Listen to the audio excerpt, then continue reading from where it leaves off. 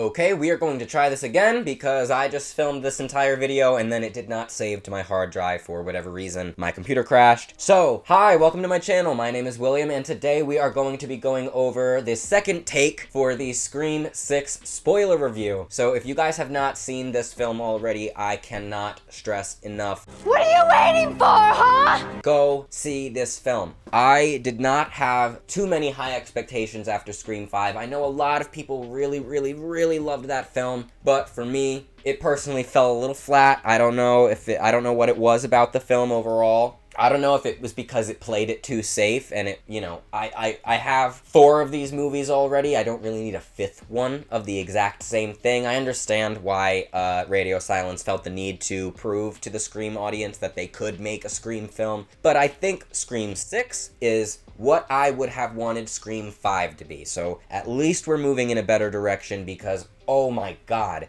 is Scream 6 better than Scream 5. So to get right into it, I just went and seen this movie the Tuesday after it had came out, so a couple days after it had already been released, and after reviews and stuff had already been coming out. I did have one of the killers partially spoiled for me, the main one. And again, this is a spoiler review, so I'm going to start spoiling right now. So if you guys have not seen the movie, please don't ruin it for yourselves like it was ruined for me, okay? Click off this video, go over to my other video and watch my non-spoiler review, or go watch somebody else's review. I don't want to be blamed for ruining the movie for you, okay? So this is a this is a spoiler review starting now. So I had Detective Bailey spoiled for me as a killer because of YouTube. Some random account online posted like a 15-second clip that I didn't even see, I didn't even watch. I just saw the thumbnail and title for it, and it was just, the title, it just gave everything away. It gave everything away, and my eyes didn't have time to like move away quick enough before I had already read it. So I tried to kick it out of my brain as much as I could, but it never really got fully kicked out. So I did go into the film knowing most likely who the killer was going to be, because the video didn't say who the title didn't say who the killer was, but the title of the video was like Sam kills Detective Bailey, and so in my brain that only really leaves one option, and that is that he's the killer, unless they were going in a direction where Sam ended up going crazy, which I don't think they would go in that direction. But especially after this film, if they were going to go in that direction, they should have done it with this one. But after this one, they're definitely not going in that direction. So yeah, that was a little disheartening going into the film with the killer already spoiled for me, because that's my favorite part about the movies is even if the reveal isn't that good, which we'll get into that later because I have some opinions. I just wish I had gotten to actually go through the movie and be surprised, because I do feel like I would have partially been surprised that the detective was the killer, but also as I was watching it, knowing what I knew, there were so many instances where I was like, oh, he's definitely the killer. There were just so many instances that we'll get into, but Scream 6 starts, okay? I walked into the theater, I was the only person in the entire theater. I went to a really tiny one, so it was like $10 because I'm not paying $30 to go see a movie in theaters.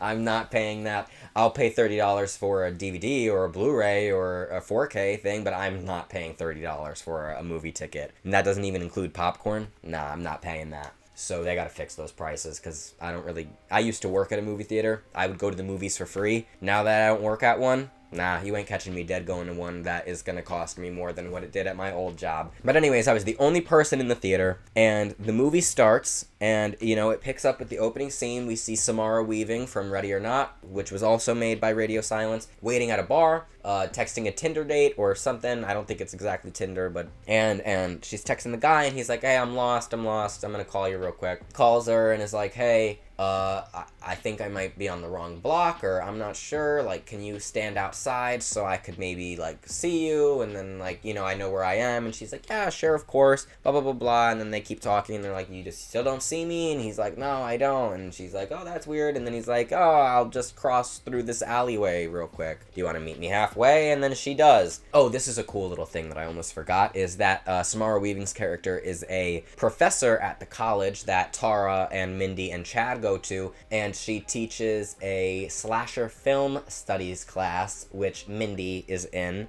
You'll see why that comes into play, but yeah, she goes in this alleyway, she gets brutally butchered. I mean, like, brutal. And just when you think that the title card is about to happen, now I see something red.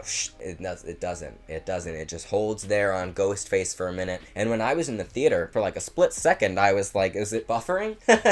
Did my screen just freeze or something? Because this has never happened. This has never gone on for this long before. But he stares at her and stares at her some more, and I started to get this idea in my head, like, are they going to unmask, I almost said Leatherface, are they going to unmask Ghostface right now? Like, are we gonna have a Ghostface that is, like, revealed the entire plot? Because that could be an interesting film. I've thought of them doing that before. It could be an interesting film if done right. It could also be a very dull and boring film if done wrong. Neither of which this film ends up doing, but Ghostface unmasks himself, and you realize that it's this kid, or not this kid, this college student, and he goes back to his dorm. He walks back to his dorm. He, like, packs up the Ghostface costume and bumps into Tara and has a quick little conversation with her, heads back to his dorm, calls his boyfriend, starts having a conversation with his boyfriend. Basically, throughout the course of the conversation, you realize that he's not talking to his boyfriend, he's talking to another Ghostface killer, and has been basically giving this other Ghostface killer,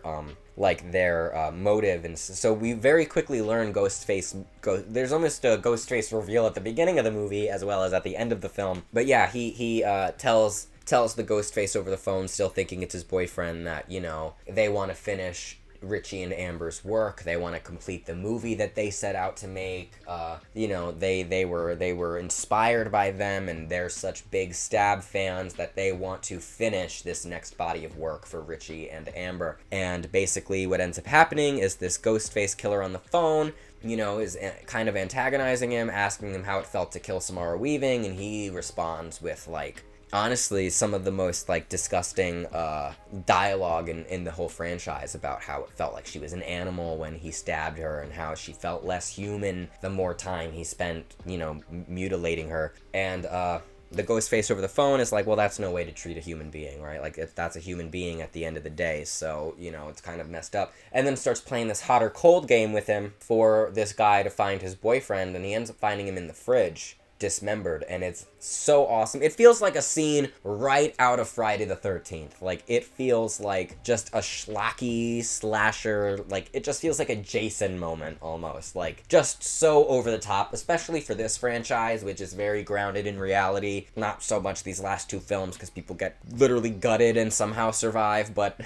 you know, you have to suspension of disbelief. But yeah, so you just see this his boyfriend just completely dismembered in the fridge, and it's intense, it's awesome, it's cool, it's something that you've never seen before from the Scream franchise. And then Ghostface obviously pops out, kills him, stabs him to death, and then you get which is honestly, I think this might be one of my favorite Ghostface quotes ever, is, "Who gives a fuck about movies?" And then that's when the title card happens. So you almost get, like, that Scream 4 kind of reference, where you have the opening within the opening, because we got a Ghostface reveal at the very beginning of the movie, and then that Ghostface gets killed by another Ghostface, which I think is awesome. That is something that has never happened in this franchise before. That was something that was cool. That was unexpected. I want to continue in that direction. I want to continue doing new things, new bold, new things. Like, take a page out of the Child's Play franchise. I mean, you don't need to go so campy with it, but take a page out of the Child's Play franchise where you just insert your characters into new settings or new situations that at least give some variety within the franchise. You know, we get the title card scene, and we move on, we pan over New York.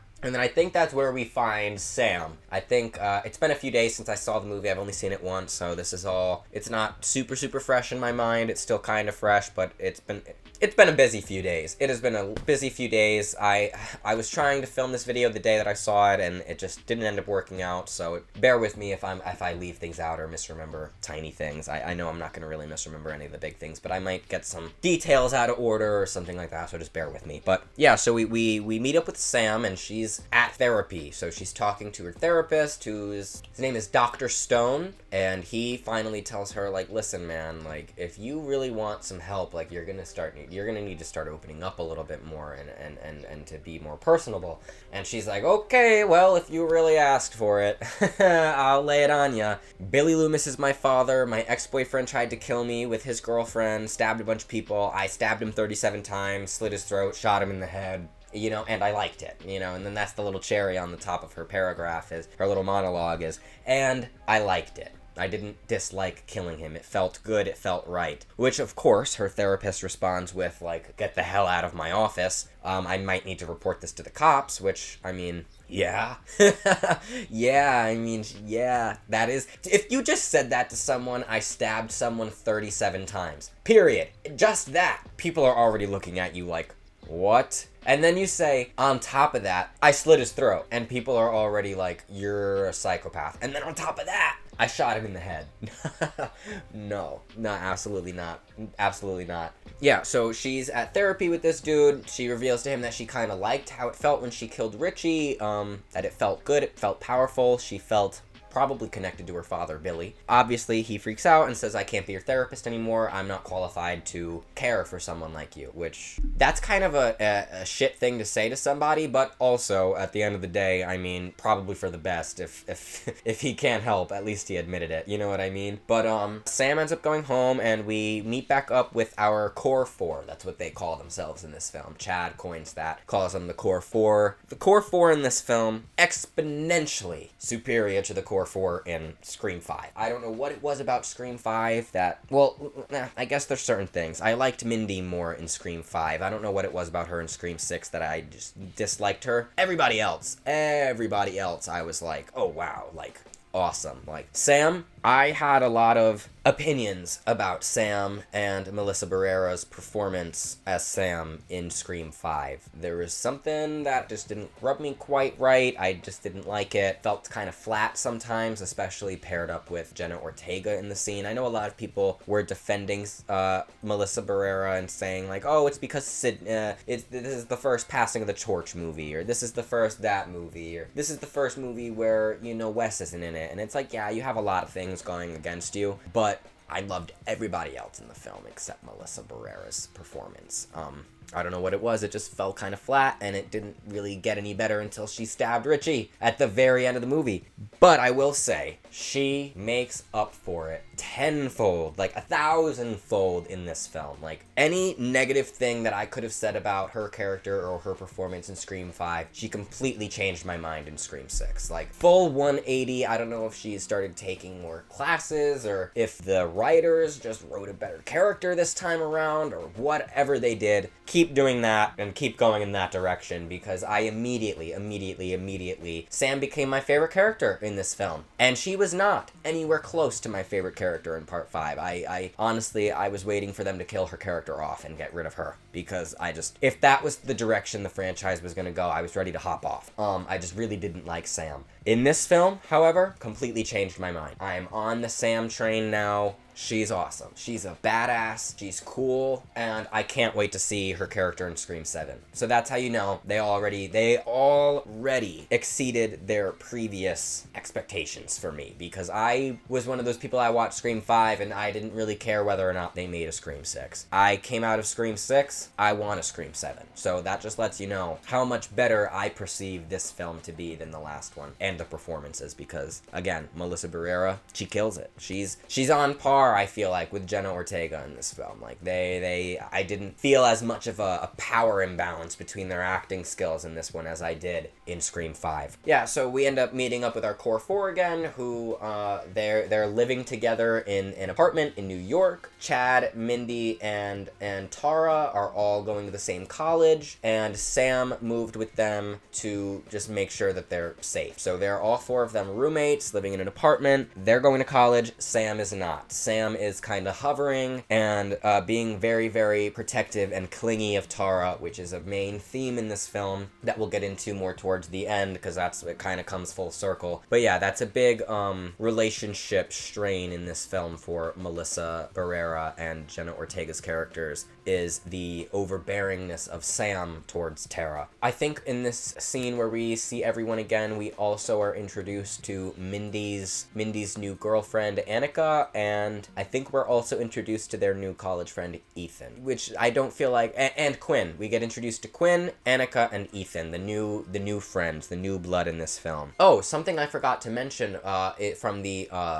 therapist meeting is that Sam is going to therapy not only because of obviously the trauma of the events from a year prior, but because the online world has completely turned their backs on her. A lot of people believe in this conspiracy theory that Sam was the actual Ghostface killer in part 5 and that she framed Richie and Amber for the murders to get away with it. So there's this whole online rumor and conspiracy wheel churning that is like breaking down her character and basically, and it serves as a meta commentary for how people like me perceived Melissa Barrera, which, like, I never said anything online hateful. Like, you know, I would never go on her Twitter and, like, you know, tweet at her, like, you know, I hate you, you ruined Scream 5. Like, it was never that serious to me. Like, I can still watch Scream 5 and watch it and be fine and happy with it, but yeah, I never felt the need to be that mean. So people that are that mean and feel that deeply about an actress playing a character in a film, like,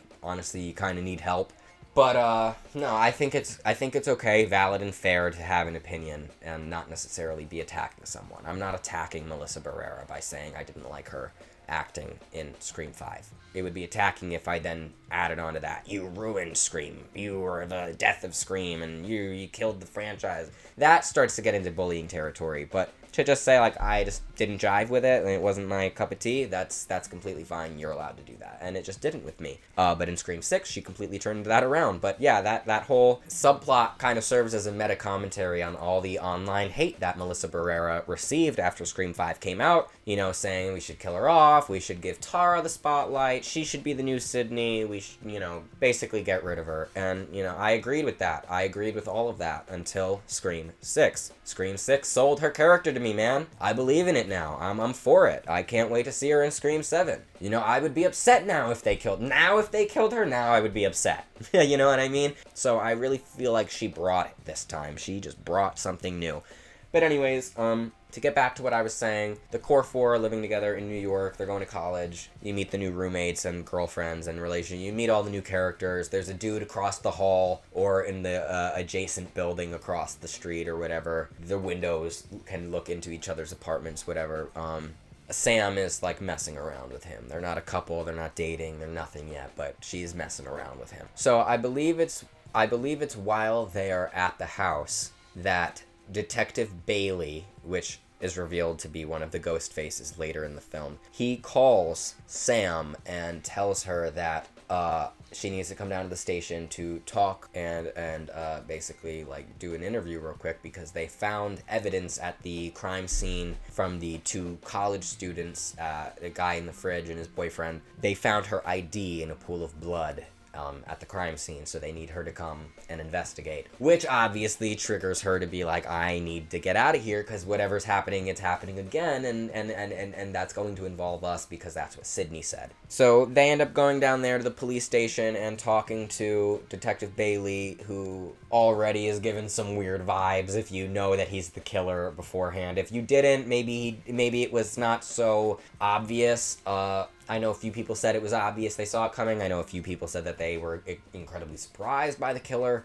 I feel like I would have been somewhere right in the middle. I probably would have suspected him, and then I probably would have changed my mind at some point, and then I probably would have been like, I should have just kept on that the whole time. They find her ID, and they go and talk, and, you know, you find out that he has a dead son, and that Quinn is his daughter. So one of their core force friends, Quinn, she is the daughter of Detective Bailey, who is working with Sam. It's basically like, it almost seems like an acquaintance or a friend of Sam. Like, they somehow know each other really well. I don't know if they explained that and it just went over my head in the movie, but yeah, I don't remember if it's because Quinn is Tara's friend and she, like, you know, started talking to them that way, or if it was just something different. Oh, and a super interesting thing that I don't know if they ever actually go into for the movie is why the killers kept dropping the old Ghostface masks at the crime scenes. Because Sam's ID is found next to Richie and Amber's mask. So it starts to do the movie starts to do this countdown where the Ghostface killer from this film, he starts leaving these like calling cards at each murder scene, which is just one of the previous killer's masks. I'm not quite sure if they reveal the reasoning for that by the end of the movie, because I know that the 3 killers in this movie, Detective Bailey, Ethan, and Quinn, who are all related, their father and you know, kids. Yeah, the three of them, they are wearing Billy, Stu, and Nancy Loomis's masks. Sam's father, grandmother, and then I feel like he probably would have been Uncle Stu if they hadn't ended up becoming murderers and stuff like that. But or if you believe the like gay lover rumors between Billy and Stu, maybe her father in a parallel universe. Yeah, so that's like an interesting thing that I don't know if they ever really go more in depth. I have my own theories about why they might have been leaving the masks behind. I'm not sure if they really explained it at the end, but it was cool to see like Jill and Charlie and Roman get some recognition. I feel like they are sometimes left out a little of the conversation. Yeah, I'm not quite sure what the reasoning for that was. It almost kind of feels like when in part 2, when the Ghostface killers are killing people with the same names as the people from part 1. And I feel like that kind of goes nowhere. That's just like a subplot that gets kind of left behind in the second act, and that's kind of how I honestly felt about the masks being dropped at crime scenes, is it kind of gets left behind in the second act. I don't really feel like it makes its way into the third act. I know the final 3 masks to be revealed in the film are the masks that the killers are wearing, so maybe that's what it is, like they're counting down to themselves.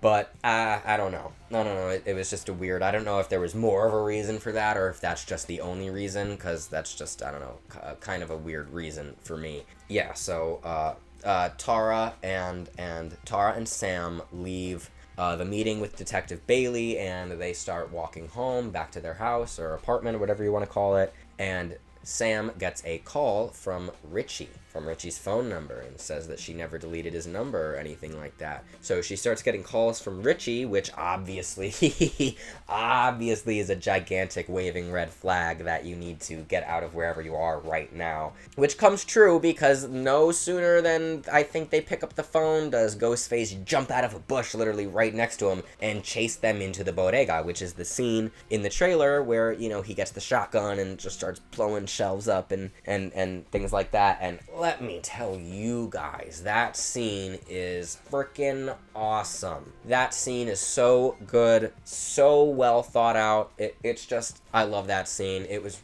the intensity throughout it, the pacing of it, how Ghostface gets the gun and uses the gun, and in the trailer they almost made it seem like he could move supernaturally fast, but in the movie, you know, he moves at normal speed, and it just, that whole scene, I know a lot of people were worried about seeing Ghostface with a gun and thinking that it was probably going to end up being like a Jason Voorhees type thing where he just keeps getting every frickin' tool that he can to kill people with. But no, it actually makes sense. Like, the guy working at the gas station tried to shoot him, and he took the shotgun back and just used it against Sam and Tara. And then, you know, that the scene is just so well written that every little noise that Sam and Tara make, you're like, oh my god, stop. And then as soon as Ghostface lays eyes on them, they flip a shelf on top of him, and they just crush him under it, and the cops show up, like, right on time, like, right as soon as they walk out of the bodega, and then as soon as the cops go in there, Ghostface is gone, having left behind another mask, this time I'm pretty sure belonging to Jill and Charlie, which is how I think they start to realize, like, oh god, like, this isn't just some sort of, like, a prank or anything, like, this is, I mean, it wouldn't be a prank. There's a dead body inside of the bodega. But also, you know, then they know it's not just like some sort of robbery or something. It has a connection to a few other murders happening in the city because the mask is being left behind. So after the bodega attack, which again, probably one of my favorite moments in this whole franchise is that there's a few moments in this movie that are some of my favorite moments in the entire franchise, for real. This movie, after some years go by, it might end up finding its way inching higher up my list, even though it's already pretty high right now. I think rewatchability for this film is just through the roof. I mean, I love Scream 2, that's probably my second favorite sequel, but I have a feeling that Scream 6 just has a bit more of a rewatchability kind of aspect to it, even though I really love Scream 4, everything about it. I love everything it's saying. I think it was ahead of its time. I think the killer motivations were awesome. I know a lot of people don't like Charlie. I know a lot of people don't like it because he was just doing it for love. They consider it a really weak motivation, but I almost consider it like if they had made Randy the killer, you know what I mean? Like, if they had made Randy the killer in part 2 because Sid didn't want to be with him or whatever, like, it's almost like that.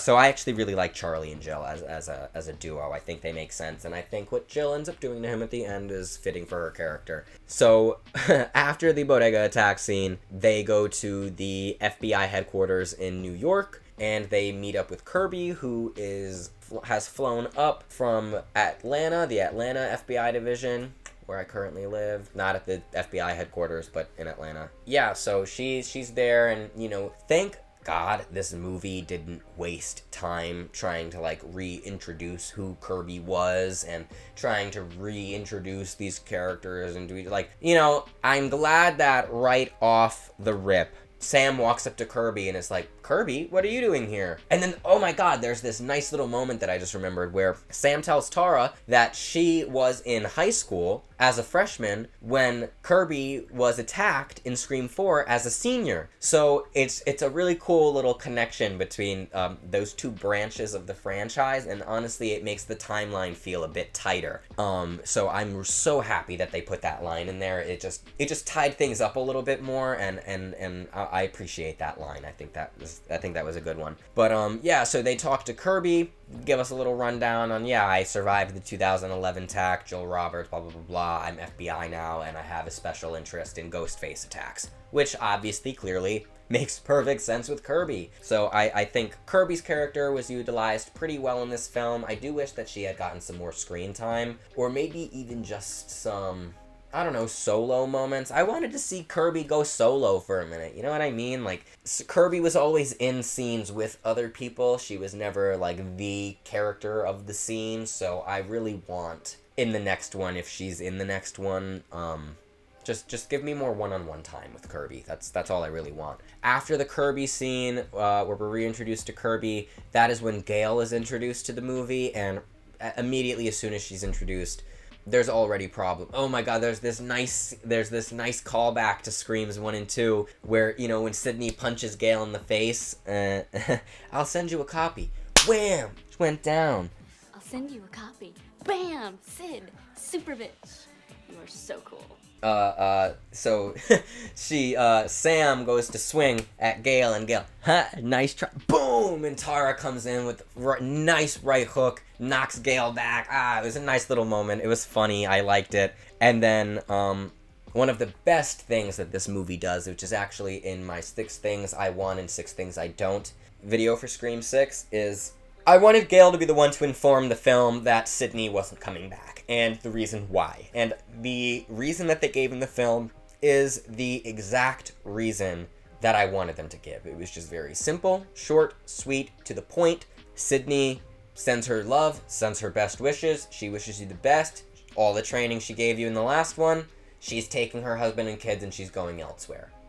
She's not getting involved. And she doesn't need to. This movie, this killer has nothing to do with him. Or, I'm sorry, nothing to do with her. I mean, even that opening, who gives a fuck about movies? Like, immediately this killer is completely different. His motives are different. They're not tied to Stab at all. Which they actually kind of end up being about Stab in the end of things, but it's not so much related to movies and Stab as some of the other killers in the franchise have been. So yeah, I thought that was pretty cool. That Gale was the one that, let the group know what was going on with Sydney, why she wasn't going to be there.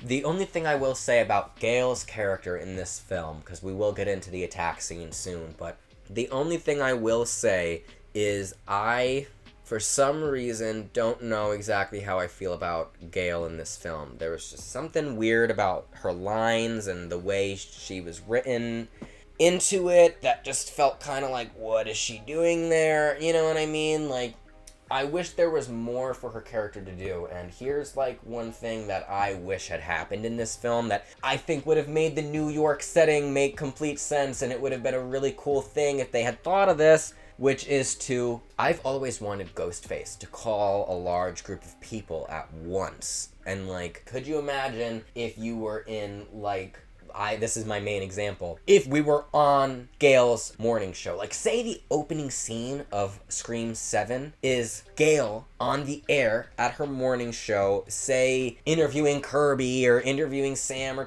like, you know, interviewing somebody, say she's recovered from the attack in part 6 because she did survive, even though I was hoping that they left it open-ended, and, you know, that would make me want to see part 7 even more because I'd want to know the outcome of what happened to Gail, but, you know, they gave an answer at the very end of the film, which we'll get into, because that's one of the lines that really bothered me, and I wish they had just X'd out of the film, because it just would have, I don't know, it would have made me like the film a little bit more if they had the balls to do what I wanted them to do. But I think that there should be a scene in the next one, maybe the opening scene or somewhere along, where Ghostface calls her morning show and threatens, like puts her on blast on the morning show, threatens her, and then maybe threatens the entire room. Like maybe he's like, in 3 minutes a bomb will go off and this entire building will be blown up if you know, if blah blah, like, you know, like just something where it's like mass casualty almost, like just something a bit bigger, you know. I just want Ghostface to contact a lot of people all at once, and he never has. Moving on, following the Gale scene, again, I don't remember everything about the film, but that is, I think, when the silhouette of Ghostface comes through the door, and that scene directly, you know, the death of the death of Dr. Stone happens. Ghostface bashes his face against the iron bars on the door until he's like, and then he steals Sam's therapy file and then leaves the mask of Roman at the crime scene, Sydney's half-brother. I believe this scene is followed up by the apartment attack scene, which that is the scene in the trailer when they are climbing across the ladder to get to the other side. Yeah, so basically what happens in that scene is the guy that Sam has been messing around with is across the way in his apartment. He looks through his window into, not like a perv or anything, he's just looking out his window and happens to notice this. He sees Quinn in her bedroom, who, remember, is one of the killers, and behind her, so she's like laying in bed, on the phone, like facing the wall or whatever, and behind her on the other side of the bed, like over here on this side, is Ghostface, just like pacing back and forth. He's just pacing. You find out that that's Ethan in costume, her brother, which, by the way, the group doesn't know that they're siblings because Ethan is going by a different name, I think a different last name. But she's on the phone talking to somebody, and then Sam's like Bo across the way notices Ghostface pacing back and forth in her room. Ghostface notices him and then that's when the attack starts to happen. The guy comes, you know, he's trying to get the other people, because the whole house is filled, you know, everybody's in the house, so he starts trying to get their attention. He like airdrops them a picture of Ghostface in Quinn's room, and, you know, they freak out and try to run to her room, and they start hearing you know, screaming and smashing and rah, ah. And, oh my god, and before that, there is a nice little urban legends reference that I caught. I don't know if anybody else thought this when they watched the movie, but before she starts getting attacked, way earlier in the film, when we are first introduced or reintroduced to our main characters for the film at their apartment, you hear Quinn having sex with a guy in her room, and there's that, you know, funny, who's Paul? There's that funny line, but then you hear her having sex in her room, so the movie establishes that she has louder sexual encounters. So then when the characters hear her, like, you know, making noise in the other room, being attacked, they think she's just having sex, and it's just this great little callback moment to urban legends when Danielle Harris's character is being murdered in her bed, and the other girl walks in and, like, she's like, oh, sorry, and the lights are off, so then she, like, walks by because her roommate has sex in their dorm, like, often, so she's, like, used to having to tune out her roommate, and she, you know, she comes home and she's, oh, sorry, I'm not trying to disturb you guys, not realizing that the noises that her roommate is making is just her being brutally murdered. I don't know if it was purposefully to that movie, but I think that's so cool because Urban Legend was clearly inspired by Scream. I think it's cool that Scream 6 was partially, like, had a moment, like a wink at at Urban Legends. But yeah, there's a scene. They think she's having, you know, sex or whatever. They just think she's being loud, and then they get the picture airdropped to them of Ghostface attacking her. Her body is flung out of the bedroom and onto them, like, you know, almost as if like say if somebody had like a gun pointed at a door and you were on the other side of the door but you didn't want to get shot, so you threw somebody else out first to have them like waste their bullets on that, and then you come out behind them. That's kind of what Ghostface does. Is he throws Quinn out on top of them, and then he like charges them. They all disperse and scatter, and it's revealed later in the film at the ending that Quinn and Ethan, after Ethan in the Ghostface costume noticed the dude across the way watching them, obviously they're like, okay, like, you need to get off the phone, plan starts now. They put prosthetics and fake blood all over Quinn, and then just whoop, tossed her ass out the way, and she pretended to be dead. And then Mindy and Annika get injured. They both, I think, get stabbed in the guts. Annika, I don't even know how she survived as long as she did, because she was bleeding out. But that's when the Sam's boyfriend, or whatever you want to call him, he puts the ladder to the windows, and they climb across, and that scene is so tense. There were so many moments in this movie that I was at the edge of my seat. There were so many moments that I just genuinely was completely leaned forward, completely just, you know, my heart's pounding, you know, like, there were so many moments like that, which I appreciate so much this late into a franchise. Like, the fact that they could still do that, like, that's just awesome. Like, there is not a single terrible Scream film. There's not a single terrible one. Oh yeah, so, you know, Ghostface is trying to get in the room, trying to attack him. Tara gets across, and then Sam gets across, and then Mindy gets across, and then Annika gets halfway across, which, again, I'm surprised she even made it that far. Because she was even debating not even crossing. She was debating, I'm just gonna stay here, but then she probably was, like, getting stabbed to death. Sounds a lot worse than what ends up happening to her. But, she, you know, Ghostface comes over and starts shaking the ladder, and put it that way, and and he basically flips her off of it, and she falls, you know, a few stories down, bashes her head on a dumpster, and that's the end of Annika. And although I didn't like Mindy as much in this film, oh my god, does Jasmine Savoy Brown sell that moment when she sees Annika's body. Like, it feels like a real person losing someone that they care about. It's just so good. It's heart-wrenching. That moment was one of the best acting performances, probably in the whole franchise, I would give it. It was just a really good moment. I was completely sold. I was like, wow, that cry, that wail feels like it's coming from a very real place. So, A+ Jasmine Savoy Brown for that. Yeah, they end up escaping and getting out of there, and then Detective Bailey is obviously on the scene, and he comes to the apartment, and there was one line. There's a few lines, but there was one line said earlier by Detective Bailey where I was suspecting Quinn, and that was because I already kind of knew Detective Bailey was the killer. So he said a line along the lines of, well, I can vouch for Quinn that she's not the killer. Like, I can vouch for her. I know that. And I was immediately like, I don't know if you can.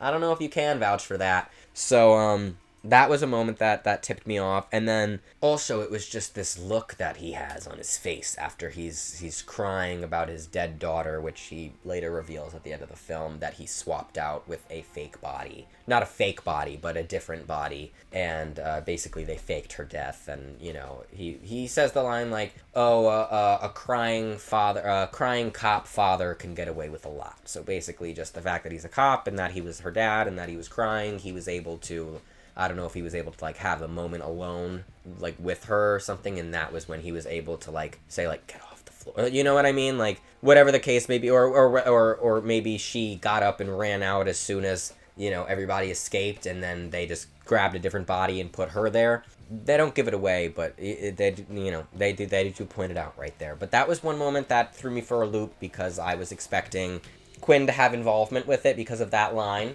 And then and then she was killed, and then I was like, oh. Which also made me question, like, did Detective Bailey just kill his own daughter? Or is he not even the killer? Even though I knew he was the killer, I'm glad that moment happened, because for a second it made me question on whether or not I was misinterpreting the thing that I saw online. It ends up being that Quinn wasn't even murdered, that it was just a different body that he reported to the cops, which is also kind of a plot hole, because I don't know how they expect to, I don't know, tell everyone that Quinn is alive after all is said and done. You know, there's a few plot holes in the movie, but you just gotta look over them, like the fact that he was just able to start working at the NYPD with assumingly under a different name. Then yeah, actually he was using a different name, because Richie doesn't have the same name as him, so he definitely was using a different name. You know, I would feel like the NYPD might do like background checks or something like that. So there's a few little plot holes here and there, but you just gotta suspend. You just gotta ignore them. Yeah. So that first scene when the ambulance gets there and is starting to pick up Annika's body and whatever, our core four immediately turns on Ethan. And is basic, because I think he's the last like friend left. He's like the last new character left, so they immediately are like, you need to get out of our face, like, we're done hanging out with you, we don't even know you that well, and we're done. And so, and then another line that, Detective Bailey says after he finds his daughter's body, because they tell him he's off the case now, he can no longer work on the case. He basically tells the group, like, we're gonna find this guy and we're gonna kill him, because anyone that hurts my family, they get killed. So that was one moment that I was like, okay, maybe there's a little bit more here than meets the eye, but also it ties in with their motivation at the end, which, if you haven't gotten it already, if you haven't seen the movie already, I don't know what you're doing watching this, but the killers are Richie's father and two siblings. So there's 3 killers in this movie, a father and his 2 children, avenging the death of their son and brother, the killer from Scream 5. Yeah, so after that scene, Gail reappears to the group and is like, hey guys, I found something that's like really cool that ties into what we're talking about. And she finds this shrine, the shrine that's in the trailers and everything, where all of the Ghostface memorabilia is. And at the time, she attributes it to the 2 college students that were posing as Ghostface at the very beginning in the opening scene. She says this was owned by them, it was under their name, so this is all their stuff. They must have really been obsessed with the Stab films, and then the Ghostface killer must have like found this building, and then just kind of took it over as his own. So that's their working theory at the moment, and it was actually really cool to go through that room. You know, it was almost like walking through a museum of the entire franchise. There was the only one thing that I wish could have been different about that scene is I wish Sydney had got to see it. I think it would be cool if, she saw the TV and she saw the gun she's used to kill people. Maybe she saw the defibrillator that she used to Jill to death. I don't know if that was actually in the room. I think that might have been one object that didn't get included in the room. I think that would have been awesome if they had the defibrillator that killed Jill. But anyways, yeah, that was kind of my one thing about that scene, is I just wish Sydney had got to see it. Hopefully, if she comes back in a later film, they revisit that location, just so we have an excuse to have Sydney see all of that. Or maybe they start touring it around, like maybe some company buys it and starts touring it around the country, and it becomes like a much bigger thing than just like Richie's like, memorabilia room, which is what it gets revealed to be at the end. It's not actually those 2 college students. It was Richie's memorabilia that all of his that his dad had bought him, all of it. His dad had bought him all of the stuff, or gotten it out of crime locker rooms, or whatever the case. He's a cop, so he was able to get stuff out of evidence lockers, and, or buy it on whatever from whoever. And yeah, he was just able to get it all because his son was really obsessed with the Stab franchise, and he wanted to obviously play into his son's interests and let him, be interested in stuff, which as a parent, that's a cool thing to do, is to get yourself involved with what your kid likes. But also at the same time, you don't want to create unhealthy humans.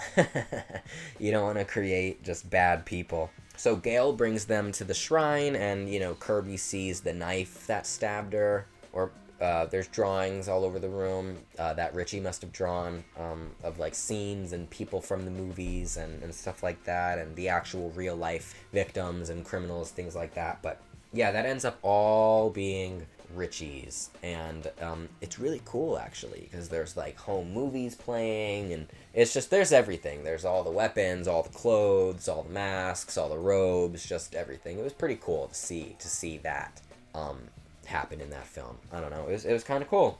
Again, it was like a museum. It was like a walk through the franchise. It was neat. I just wish Sydney was there, but it was cool that Kirby got to take her place. You know, that was cool. That was cool. So after that scene where we tore the shrine of, you know, all of the Ghostface memorabilia, I think that is when Gale receives her first phone call from Ghostface, which is a pretty awesome phone call. He says some very mean and nasty stuff to Gale. Stuff that I don't think she deserved to hear. You know, things along the lines of, like, you allowed Dewey to die alone, and, you know, you caused all this, you know, you write books and you profit off people's deaths, and you said you weren't gonna write a book last year. What happened? You know, you're the same old Gale after all, you know, all your character arc throughout all these films, and you went right back to who you used to be as soon as Dewey wasn't in the picture. And it's like, she kinda did. She did say she was gonna write a book about Dewey. And then she turned around and, well, somebody was gonna write a book about it. Ooh, Gale. Gale, you have yet to learn anything. Yet to learn anything.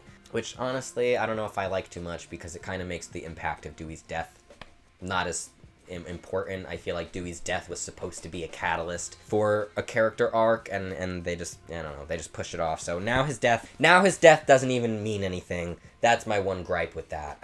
She shouldn't have written a book. She should have wrote a book about Dewey. It's you know, but that's me. I think that it kind of ruined some of her character arc, and it ruined Dewey's death and the meaning behind it and the impact behind it. But anyway, she has her first scene with Ghostface, and she's attacked in her New York apartment, and her nameless boyfriend dies, gets killed. She gets chased into the room or a closet or something, and then she gets a gun, and she ends up coming out and moving through the house. And I've seen people complaining that, like, why would you leave the safety of that room once you were in there and you knew you were safe? Like, why would you leave and not just wait for people to come save you? And it's like, because she's Gale, because she's an investigative reporter, and it would make sense that she's somewhat fearless because she has survived up until the 6th movie so far, so she probably has some sort of, like, complex, you know what I mean? She probably has some sort of complex that she's not really going to die or get hurt too bad. You know what I mean? She probably thinks she's kind of untouchable. One of the great things about this movie, and it really showcases in this scene specifically, is Ghostface's clumsiness. It's not there in this film. In every other film, Ghostface is tripping over chairs and tripping over himself and tripping over the cape. And this film, there's not a lot of tripping around. There's not a lot of bumping into walls and stuff like that. It's, you know, there's like this really cool shot where Ghostface like runs and jumps over the back of a couch and, you know, chases her through the house, and they, like, fall through a table, and she gets a large shard of glass in her stomach, and just as Ghostface is about to kill her, Sam and Tara appear, and he runs out and disappears, and then Gale seemingly dies, and I thought that they were going to have balls for a minute and actually kill Gale, but they did not, which is fine. What I wanted them to do was leave it open-ended. I wanted them to, like, put Gale in a coma at the end of the film. I wanted Gale to, you know, I wanted it to be up in the air whether or not she survived or not. So that's why that line at the end of the film bothered me when Mindy comes up and is like, oh, Chad and Gale are fine, everything's okay. It's like, I wanted you guys to not tell me that. I wanted to worry. I wanted to go, like, I need to see Scream 7 to know if Gale is okay, or to know if she died. Like, if Scream 7 opened, like, if the opening scene of Scream 7 was Gale's funeral, oh my god, I literally just gave them the way to bring Sydney back into the franchise. You need to kill Gale. You need to kill Gale. And kill Gale at the end of one of the movies and have the opening scene of the next film be her funeral. And have Sydney receive a phone call at the funeral. Oh my god, and then Gale and Dewey could get buried next to each other, even though they're not married anymore. It could still be in their wills or something. I don't know. They should be buried next to each other. But don't kill Gale before you have Sydney on her talk show. Maybe Sydney releases another book or something. Or, maybe she writes a book called, like, Passing the Torch or something. You know, Out of Darkness, Passing the Torch. Perfect little duet series right there. But, yeah, I thought the movie was going to have balls for a minute. They ended up not. They ended up copping out. But from that Gale attack scene all the way to the end, I thought that the movie was going to do what I wanted to do, which was just to leave it open-ended. You know, Gale seemingly dies, the hospital comes, we gotta pulse, we gotta move quick, we gotta pulse. They get her on a gurney and they carry her out. I thought that was going to be the last we saw or heard of her, which I would have liked. I would have much rather preferred it to have been open-ended so that I had to come into Scream 7 not knowing if Gale was alive or if it was going to open with a funeral scene, which if it opened with a funeral scene, it's like, damn, you know, damn. Like, we still saw her die, but we didn't get the confirmation until the next movie, which it kind of would have felt like TV, like next episode or next season or something like that. But they ended up not doing that. Ghostface gets away. Sam and Tara scare him off, and, you know, Gale is fine. So Kirby comes around, and the group basically agrees with Kirby that they are going to meet at the shrine, and they're going to, like, revitalize it to be a trap. They're going to trap Ghostface in the building. And so the Core 4 and the boyfriend, I don't remember his name, but the Core 4 and the boyfriend and Ethan go to get on the subway. They get split up. Mindy and Ethan end up on a separate train car. Mindy gets attacked by a Ghostface that you don't know yet is Ethan, but it is Ethan that ends up attacking her. And then also brings her to the hospital. That was a weird plot hole that I don't know how much I agreed with that. It was just kind of, it was weird. You know, if he was killing her, why would he help her? But also, if he didn't help her, he would have seemed really suspicious. But also, I feel like they should have just killed Mindy in that moment. They had to kill someone. They barely killed any of our new character. They didn't kill anyone. I feel like that I wanted dead. Like, all the other characters that died, like, I don't know them, you know? I want some of these new characters to die, either Chad or Mindy, one of them. I thought it was going to be Mindy for a minute, and I feel like it would have added some weight to the franchise. Like, oh my god, anyone can die at any moment, and it would have just been cool, especially with the fact that, you know, we have Kirby back. Do we really need a Mindy if we have Kirby? You know what I mean? Like, do we need two of them? Not really. And Chad is supposed to be the, like, Dewey stand-in, so, like, I guess we kind of need him. I feel like either one of them could go, but maybe part 7 I'll like their characters more. I liked Mindy a lot more in part 5. Chad, part 5 and 6, I feel the same about him. Although he's a bit more endearing in part 6, so he's a good guy. He's a good guy, kind of like Dewey. You know, you can tell he has a big heart. But anyways, they meet at the shrine. Their plan is to capture Ghostface, and while they are at the shrine, I don't know what ends up happening, but everyone kind of ends up dispersing and separating for a minute, and Sam starts having hallucinations of Billy again, who basically tells her, like, you need to trust only yourself and defend and look after just yourself and don't trust anyone, and maybe take my knife for protection. So she does, and, you know, realizes that they've all been locked in the building already, and then she gets a phone call from Detective Bailey, who tells her that Kirby has been lying about being FBI, and that she hasn't been FBI for actually a few months, and she got fired for being, like, erratic, and you know, which I knew they were going to do that. I knew they were going to try to make Kirby the red herring as soon as they announced Kirby wasn't in the film, but I just feel like that was such a stupid direction to go, just because we all know Kirby is not the killer. We all know that. I mean, look at her character in Scream 4. The fact that even for a second they thought that anyone was going to buy that or see that twist coming or even want that twist, I think is just stupid. Nobody wants that twist. Nobody wants Kirby to be the killer, because then if she's the killer, we have to kill her off. And, you know, I like Kirby. I don't want Kirby to go anywhere. You know, I liked her character better in Scream 4, but I think that she was just being reintroduced slowly to the franchise. I have a feeling she'll have a bigger role in upcoming sequels. She might not be in every film, but she'll probably have bigger roles in each of the ones, especially when a character like Mindy or something dies and she kind of has to take the spot as the Randy. Yeah, so Sam and Tara and Chad, they start to think, like, oh god, Kirby is the killer, and she trapped us in here, and we're trapped in here with the killer, and where even is Kirby, because she disappeared, and blah blah blah, and oh god, there's Ghostface! Holy shit, it's Ghostface! Yeah, they start getting chased and attacked, and then in one of the coolest moments in the movie, and in the entire franchise, Chad is attacked and held down and stabbed all over the place, and I don't even know how he survived, because I don't think he was supposed to, but he does survive at the end. They carry him out, and they're like, we got another live one, and it's Chad, and I don't even, You just gotta go with it. I wish they had killed either Mindy or Chad. One of them. Just one of them. But, yeah, that was an awesome moment when those two ghost faces actually tag team somebody together, both in costume, because we've seen one without a mask on and the other with a mask on, but you've never seen both masked in the same scene at the same time doing the same thing to the same person. I think that was just really cool. That was very fresh. That was very exciting. That is exactly what I want out of the series thus far and this far into it. Like, that is exactly what I want. And then they end it by both doing the slip thing, and then boom, the chase starts. And what a chase it is. And, you know, the Tara and Sam, they get cornered by the ghost faces, and then Detective Bailey comes in, and you think, like, oh god, he's gonna help, and then Kirby comes out, and he reveals himself to be the killer, and he shoots Kirby in the stomach, and she's off somewhere, like, you know, probably in a lot of pain, because she just got shot, even though Chad just got stabbed 15 times. Yeah, so he reveals himself to be the killer, and then reveals their motivation to be that his son was like the love of his life, the apple of his eye, and he can't believe that somebody murdered Richie so brutally, and that once he saw the pictures of what Sam had actually done, he knew that she had just gone way too far, and that there was no way he had done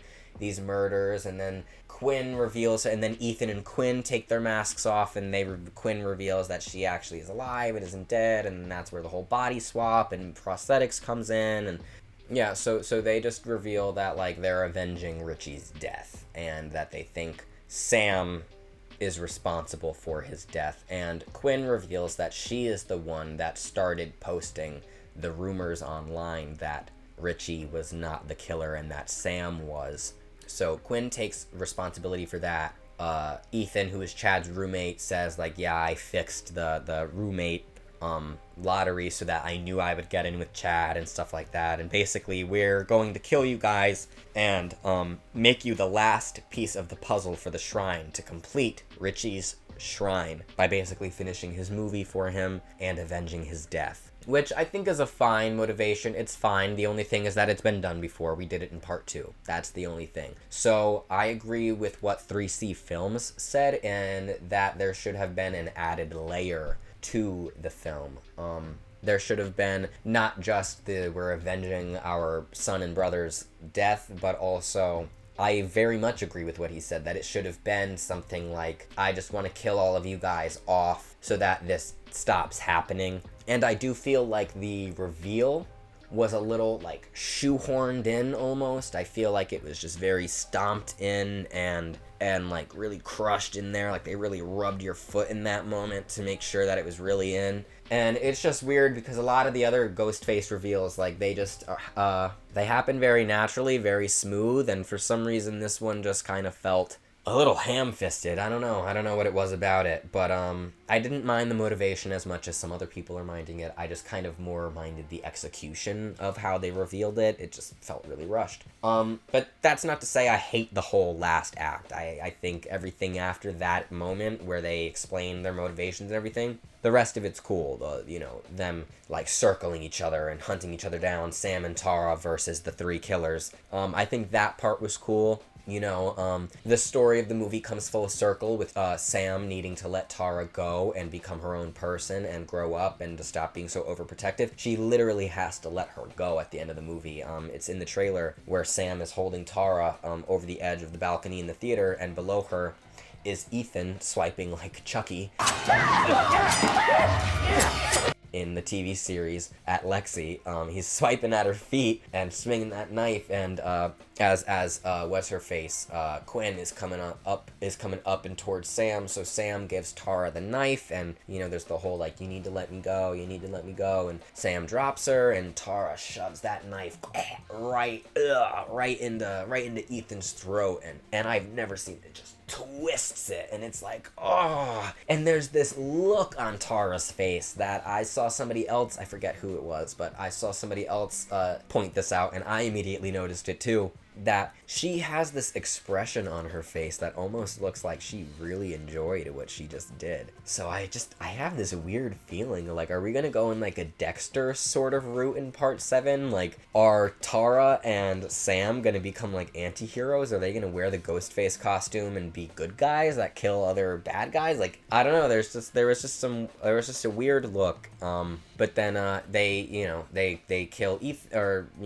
she injures Ethan and twists the knife in his throat. She puts a bullet in Quinn's head, and then Detective Bailey and Sam like throw themselves off the balcony edge, and then Detective Bailey wakes up, and I immediately, as soon as he opened his eyes and nobody was around him, I was like, oh, I know exactly what's about to happen, and it did happen. Sam puts on Billy Loomis's entire Ghostface costume and starts stalking and hunting Detective Bailey down. And when she finally catches him, she like saws up his entire arm, and like it was just crazy. She just saws it up, and then like stabs him and stabs him in the frickin' face, like right in the eye. And oh my god, it's brutal. It's so brutal. And then Ethan like comes out of nowhere and I don't even know how he's screaming. He just got stabbed in the throat. I don't even know how he's still alive. And then Kirby comes out of nowhere and just pushes the TV on top of him. The same TV that killed Stu. And then she has a great line where she says, "I saw that in a movie once."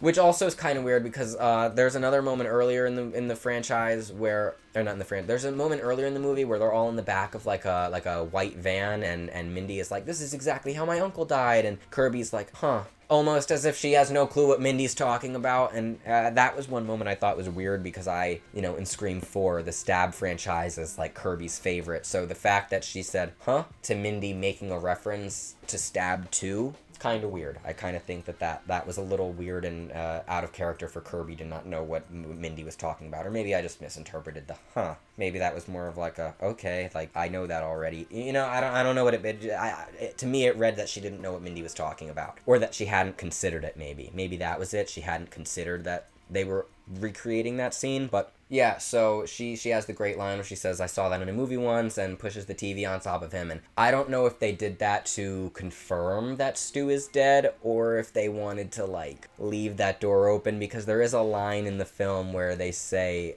when Kirby and Mindy are having a conversation, where they're basically saying like, "Well, that is if you believe Stu is dead." So I guess that's canon in the universe now, that people in that Scream universe don't believe that Stu actually died. So we might actually end up seeing Stu at some point in this franchise. I don't know if that was just something to appease the Stu fans out there, or if we actually are going to see him at some point. But since Scream 5, I feel like there's been these subtle little hints that we're heading in that direction about Stu. I have a feeling it's going to happen. At this point, I don't mind it. At this point, I do want a really big reveal. And the only way you can really do a big reveal is if you go back to the past and pull someone out from there. So at this point, I kind of do want a really big reveal. It doesn't need to necessarily be Stu, but I want a big one. Yeah, so basically the movie wraps up with Sam and Tara agreeing to like let each other have some more leeway, but to also remember that there is a balance to be had of being protective over each other, but also there's a balance to let each other go and experience life and not be so scared and tied down all the time. So it's a pretty good message. And then the movie ends with Sam looking at Billy Loomis's mask, and then she drops it on the ground and walks away from it and walks into the city with Tara, presumably to end up going to the hospital after Chad and Mindy and to see Gail or whatever. But, they leave. She leaves the mask behind her. I wonder if we're going to see Billy Loomis in part 7 at all, because I feel like that moment where she drops his mask is almost like she drops him in some way. So I wonder if that aspect of her character will pop back up in the next one. But overall, I think that this movie did really well. I think that this movie hit most of my boxes that I wanted it to check off. It did a lot. Did it do everything I wanted to do? No. Did it do everything that I wanted to do perfectly? No. Could they have taken some bigger risks when it came to the reveal and the execution of the reveal? Yes. Do I hate it? No. So overall, How do I like the film? It ranks pretty high within the franchise. It ranks pretty high within the franchise. I will be doing a ranking review at some point in the near future, so look out for that. But Scream 6 is definitely a movie that you guys need to go see. Honestly, out of the entire franchise, it is the most different film. It has the most different pacing, and it just stands out the most as its own thing. The movie doesn't reinvent the Scream wheel, but it definitely turns it into the other direction. So for that, I appreciate Scream 6. Please go support the film. Go support the people that made it. Support Radio Silence. Make this film as successful as possible so we can get a part 7, get a part 8, get a part 9, part 10. They should do Scream 10, but instead of an S, it should be an X.